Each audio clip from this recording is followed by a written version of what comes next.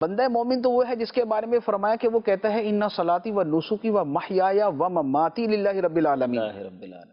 میری نماز، میری عبادت اور میری زندگی، وَمَحْيَايَ اور میری زندگی، وَمَمَاتِي اور یہاں تک کہ میرا مرنا، للہ رب العالمین، یہ اللہ کے لیے جو سارے جہانوں کا پالنے والا ہے۔ تو جو مومن ہے وہ تو یہ کہے گا، اور جو یہ کہے گا تو پھر اس کو اس کے لیے کچھ کرنا بھی پڑے گا۔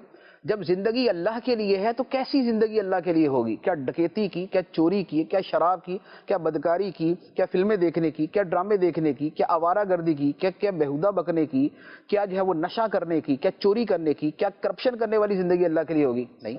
لہذا اس کے اپوزٹ ہر چیز کون بتائے گا؟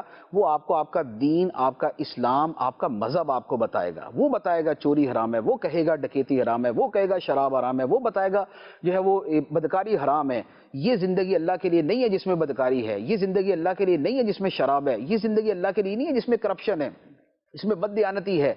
اللہ کے لیے وہ زندگی ہے کہ جس میں بندے کی تنہائی بھی اللہ کے لیے ہے، اور اس کی محفل بھی اللہ کے لیے ہے، اس کی خلوت بھی اللہ کے لیے، اس کی جلوت بھی اللہ کے لیے، اس کی عبادات بھی اللہ کے لیے ہیں، اس کا کاروبار بھی اللہ کے لیے ہے، اس کی نوکری بھی اللہ کے لیے ہے، اس کا بیوی بچوں کے ساتھ اپنی زندگی گزارنا بھی اللہ کے لیے۔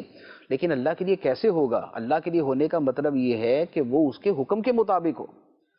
تو یہ بندہ مومن کی زندگی سے بات نکل ہی نہیں سکتی کہ وہ یہ کہے کہ جناب آپ کون ہوتے ہیں میرے کفر و ایمان کا فیصلہ کرنے والے؟